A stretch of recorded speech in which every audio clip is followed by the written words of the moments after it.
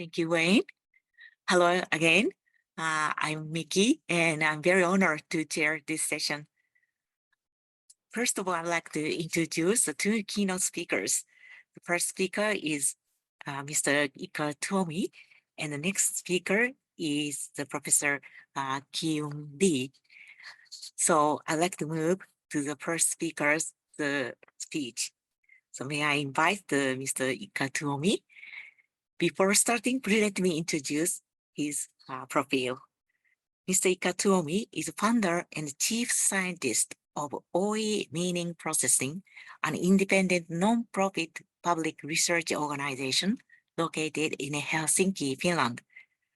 Among many other important contributions, Mr. Ilkka has led several seminar reports for the European Union on AI and education, including the impact of artificial intelligence on learning, teaching, and education, and on the futures of technology and education, emerging trends, and policy implications. Over the decades, he has also been a member of the editorial boards of several leading academic journals, including the European Journal of Education and the new European Journal of Education Policy that will be launched later this year. He's also a member of the board of the Finnish Artificial Intelligence Society. So we're very honored to welcome him. So thank you very much, Mr. Ilkka. Now the screen is yours, and maybe within 30 minutes, this is your session, including the question and answer. So thank you very much. Okay, I hope you can hear me. I can't see myself yet, but I will share my screen. Okay.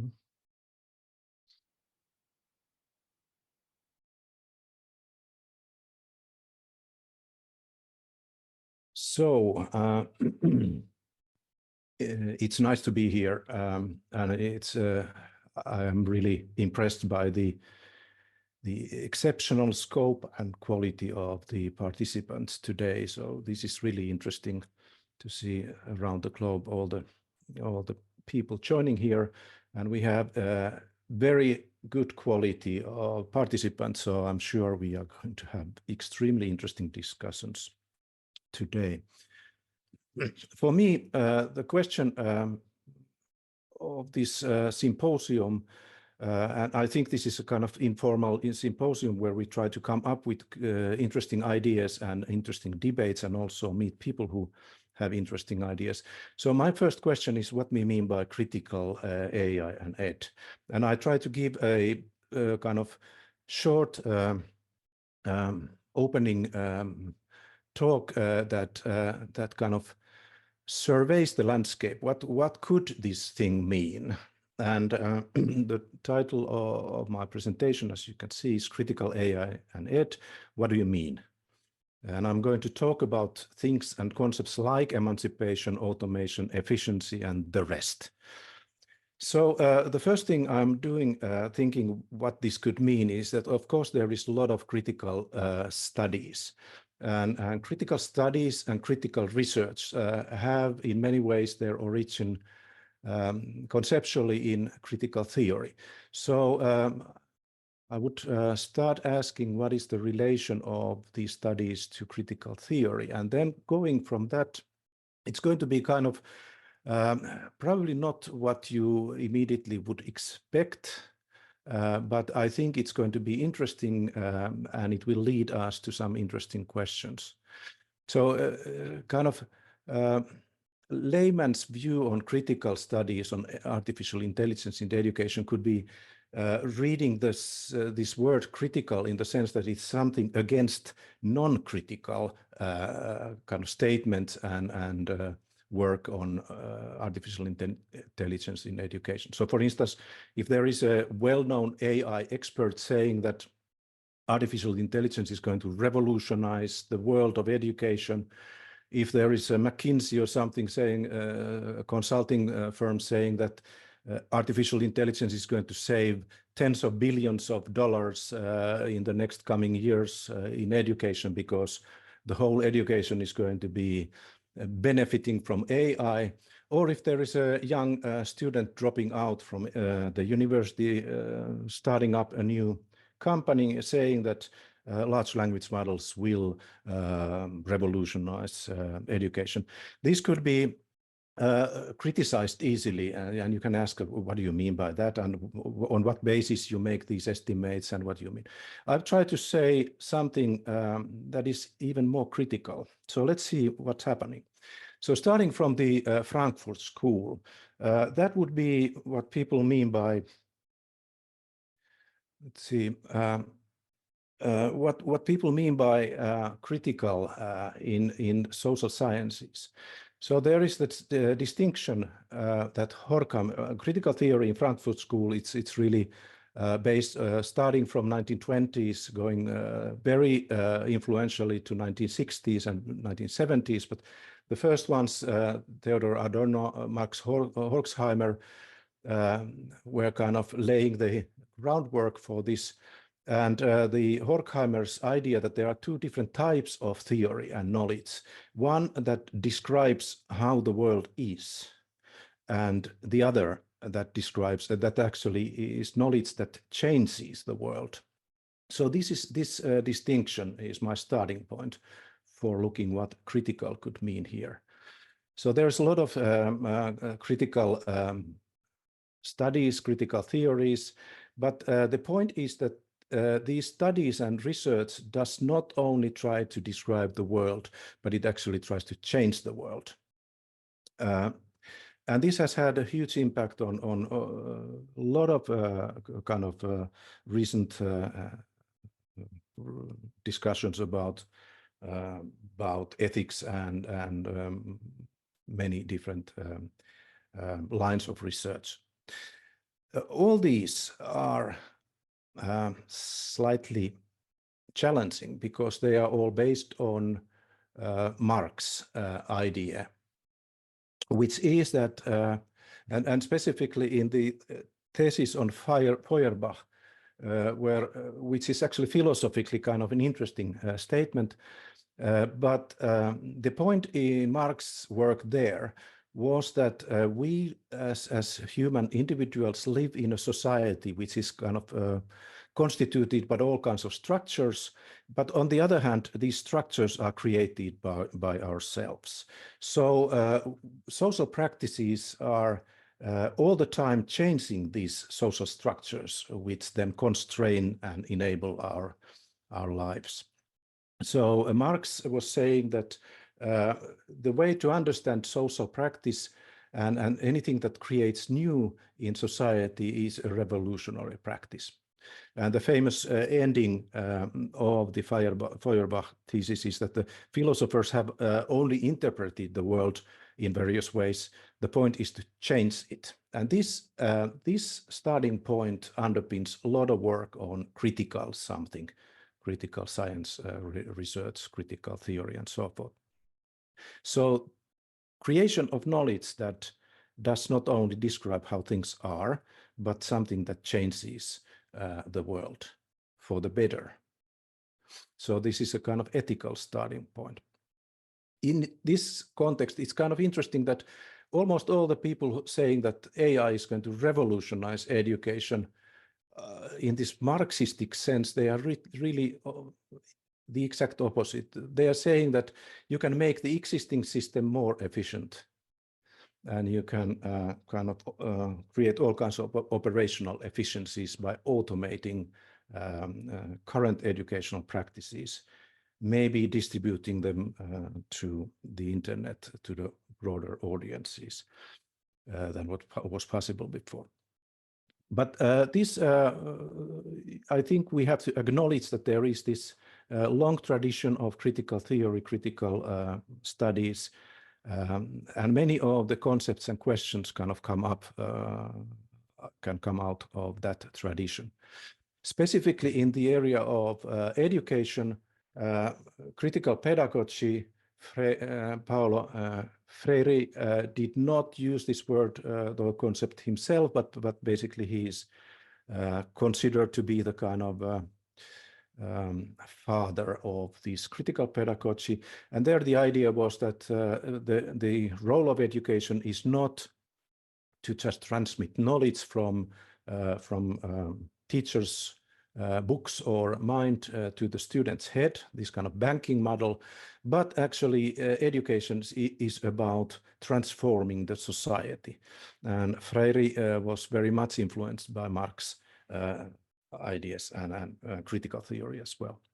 So Pedagogy of the Oppressed, which is his famous book from 1968, a year where many of these kind of trends come together, has had a huge impact on human rights movements, disability rights, indigenous rights movements, post-colonial, queer, feminist, and so forth theories.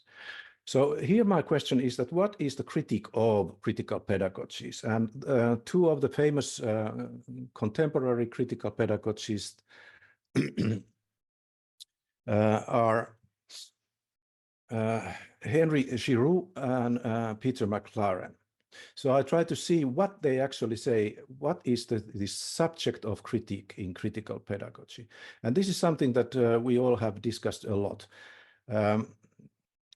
They are saying that the current educational system, so they are not criticizing artificial intelligence, they are criticizing the educational system. And the point is that the current educational system is very much, has become a kind of waiting room for, let's say, they would probably say, waiting room for corporate capitalist industrial interests, and people just are being standardized to the needs of the current socioeconomic system. Whereas in critical pedagogy, the point was that education has a fundamental role in human development, in social development, and in changing the society. So they say that the kind of current discussions, and this is going back to 1980s, there is a kind of ideological shift that has restricted the definition of education to one that is almost fully kind of focused on kind of creating productive members of the society instead of or losing its role in enabling the democratic societies themselves and human and societal development.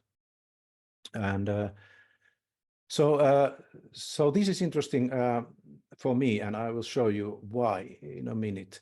But the point here is that there is also this critical studies aspect that actually asks the ethics of education and the societal objectives of education. And you can ask which of these objectives will be relevant for the future.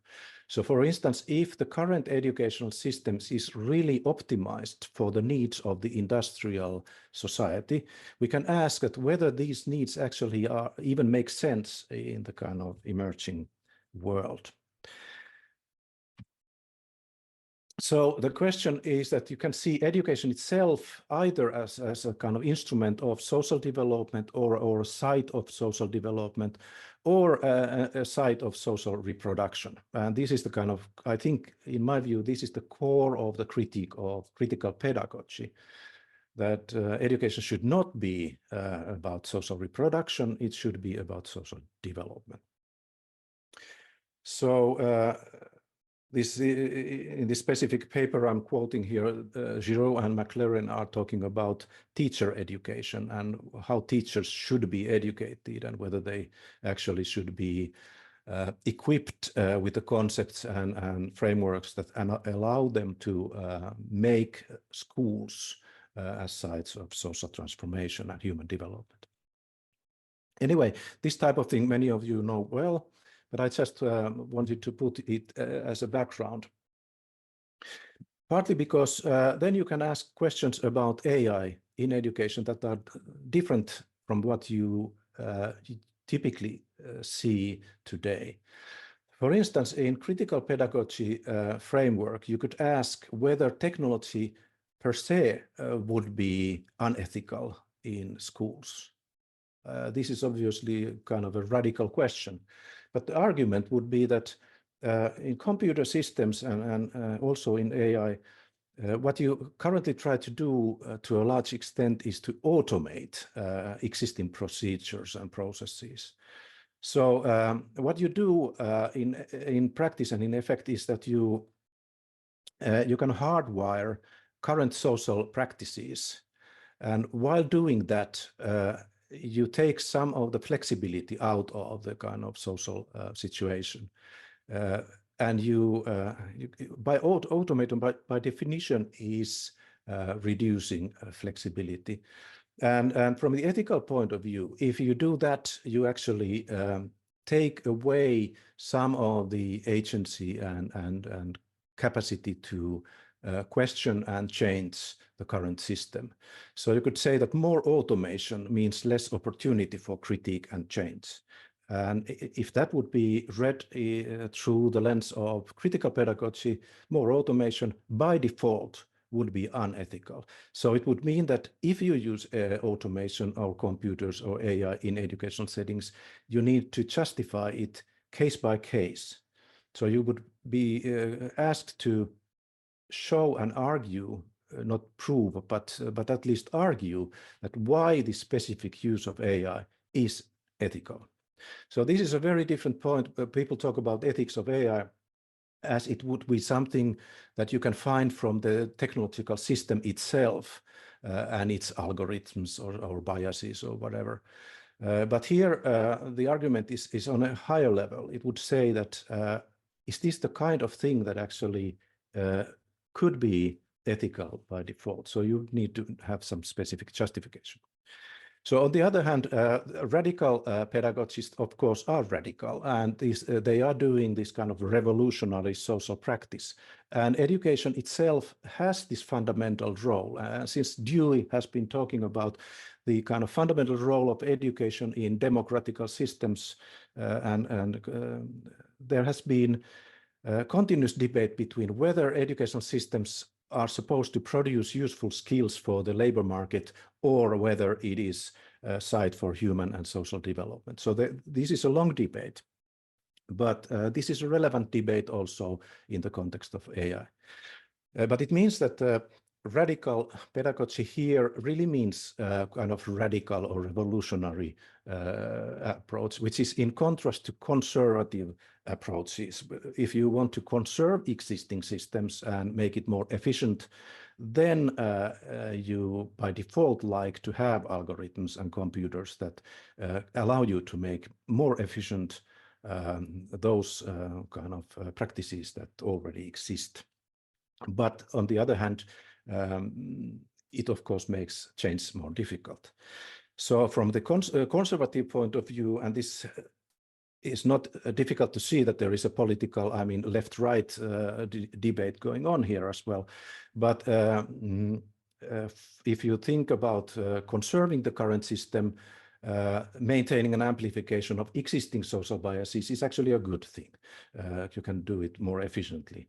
Unless the side effects become a problem. And this, in my view, is part of the story why we have like a EU AI Act, because there is the risk that citizens and consumers start to revolt and protest that if you do too quickly, too good efficiency improvements, it will have social impacts. So the society and establishment in a way has to react also to that. And what we talk about today is ethics of AI very much. That is partly this reaction to the need to address this. But then from the point of view, this kind of distinction between development and reproduction, you can ask how AI could be used, and are there some different ways of using AI in this context? So if you talk about reproduction, you come up with what I would say efficiency improvement type of approaches. So then you use AI to make the service, first education is viewed as a service for someone, and you make it more efficient and effective. So for instance, you teach students faster on the given learning content. So intelligent tutoring systems are very much about faster gaining of mastery. And then you can address the emerging needs and new skill demands in the labor market. So computational thinking, AI literacy type of debates are very much on this topic. And then you can automate bureaucracy in the educational systems. So for instance, you can automate some kind of administrative routines for teachers so that teachers can do so-called teaching more. And then you can scale up the delivery through automation. So virtual kind of environments, internet enabled teaching education is something that you can read easily, that there's a lot of debate that how AI ed can revolutionize education, because now you can kind of provide the education to huge number of people across the globe. So Khan Academy and so forth are doing this kind of thing. But now we can ask, and this is the question for me also, is this what we want to do? So do we want to reproduce what we have been doing and do it more efficiently? And there, my question is simply that if we look back to the history, was this something that we actually needed and wanted? And if you take the first kind of very quick approximation, you can say that, okay, extrapolating history is a problematic thing today. If we look it back, what we did in the industrial age. So if we are increasing the efficiency of what we have been doing, simply looking at the trajectories, it would probably mean faster global warming that has been going on. Of course, all the technologies have been proposed as means to avoid these problems or repair the problems. So radio, television, computer, and now AI, all could be used to address global warming. But if you simply look the facts, we did not yet at least do it. So the first kind of approximation would be that putting more efficiency in the current system will lead to faster global warming, unsustainable use of resources, reduction of biodiversity, exorbitant concentration of power and resources, political instability, and as you know, youth depression, pessimism, lost utopias are a problem in education. Growing problem. So this is just my question that, okay, is this what we want to do with AI? Or is there something else? And to address that question, we could look at what artificial intelligence actually is able to do. Where are the kind of efficiencies of these technologies? What is the core of AI? So machine learning is really about associative learning. It's really behavioristic approach to learning. The systems are called deep learning, but this is an oxymoron because they are really types of learning that tapeworms, insects, and pigeons can do. So machine learning operates on this bottom layer, this behavioral associative layer about routine reflex and habit formation. The pedagogical educational theorist that I would locate there is Skinner and basically the rest of behaviorists. But the other type of a bit higher level is maybe Piaget type of thing, already constructivistic view on learning, talking about concepts and concept formation, language, and maybe also, but focusing on cognitive side. And knowledge-based AI is on this cognitive level typically. So there you represent knowledge and then you use some kind of inference engines to make some kind of predictions, conclusions, and so forth. So traditional intelligent tutoring systems are very much on this knowledge-based cognitive level, and the more recent data-driven systems are on the behavioral level. But what Freire and Vygotsky are saying and talking about is the specific types of learning that are kind of human learning.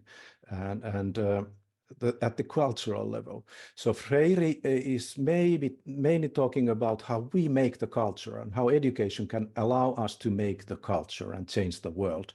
Whereas Vygotsky is specifically focusing in the 1920s and 30s on the question how culture makes us and how it changes the ways we think and are able to think and work together.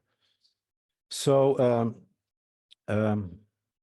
if you increase the efficiency of the societal system using machine learning systems, you kind of hit the bottom layer, and then you raise the questions, what happens to the rest and how this relates to education and learning. So my own question today is that would we have some kind of a different view on what is the role of AI in education? And there I'm talking about an agency and capability-based view on education. So how could AI and ed look like if the objective of education would be the development and expansion of human agency? I mean, question looks quite simple. And there I'm using the second point here is about Amartya Sen's definition of agency, individual's capacity for action, characterizes what a person is free to do and achieve in pursuit of goals and values that the person regards important. So the question is what we mean by agency. It's a term that is used very much, but it's not very clear always what it means. I've tried to kind of define the different components of agency, adaptation to situations in the world, self-reflection, the ability to kind of change your objectives, mobilization of social resources. Agency is very social often, problem solving, perceived self-efficacy, and mobilization of technical resources. So these types of things constitute agency. I did also a quick test how different types of technologies impact agency. So you can ask this question, and I'm looking for a question that if you put AI and humans together, how the individual agency can be expanded, or whether it is restricted by these technologies. So it's just a quick kind of show that what kinds of questions you can ask. Writing is a technology, pocket calculator is a technology, personal computer is a technology, and large language models is a technology. And you can estimate the impact of these different technologies on these different aspects of agency.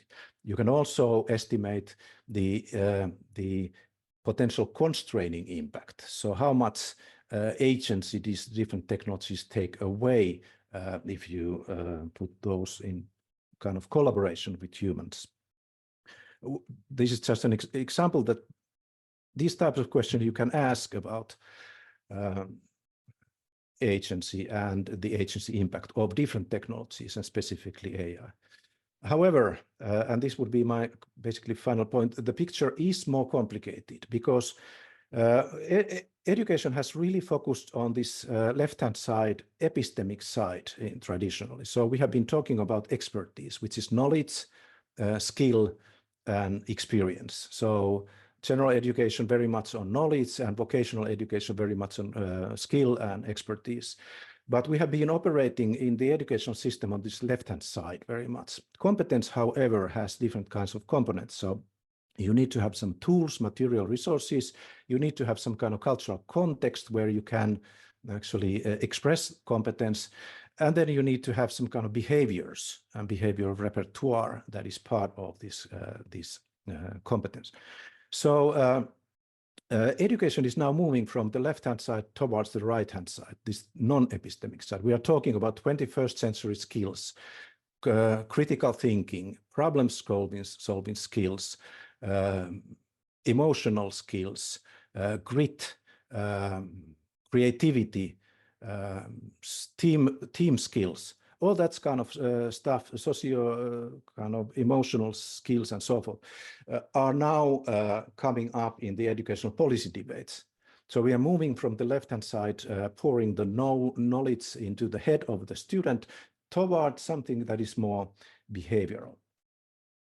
So if you then look what constitutes this behavior repertoire, the standard explanation is that you need to have knowledge, skill, and then you need this behavioral side, which is attitude and motivation. But if you look more carefully what is on the right-hand side, then this becomes a challenging thing for AI and learning analytics as well. Because the behavioral side is very much about human personality related concepts and aspects. And if you look what is human personality, basically it is something that we think is very stable across the human life. And personality, by definition, is this kind of stable core of what doesn't change a lot. So a lot of psychometric research there explaining what kinds of fundamental categories and factors there are in personality traits. So Big Five is the best known and the dominant one.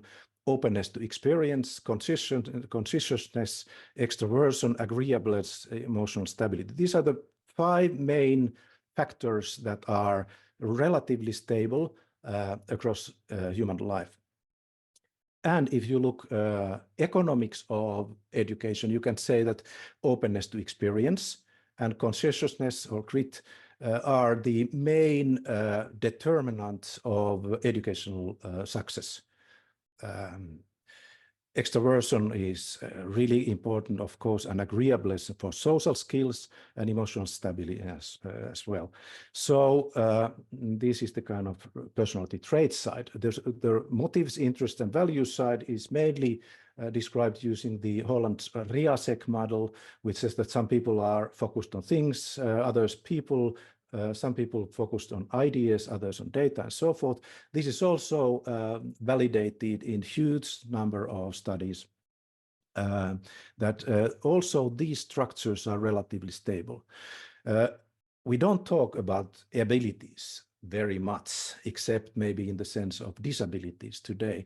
But the fact is that educational kind of performance, task performance is very much determined by different types of intelligences that are measured using kind of statistical tools. So what I've been saying here, that if you start to use personalized learning, if you start to use AI for personalized learning, very quickly you come up with the question about personality and its stability.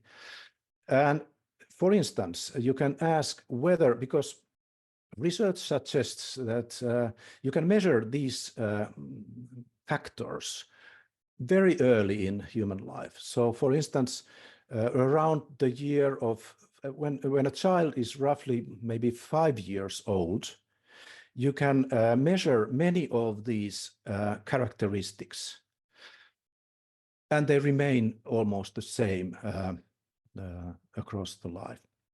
So based on data on a 5-year-old kid, you can predict whether this person will be creative,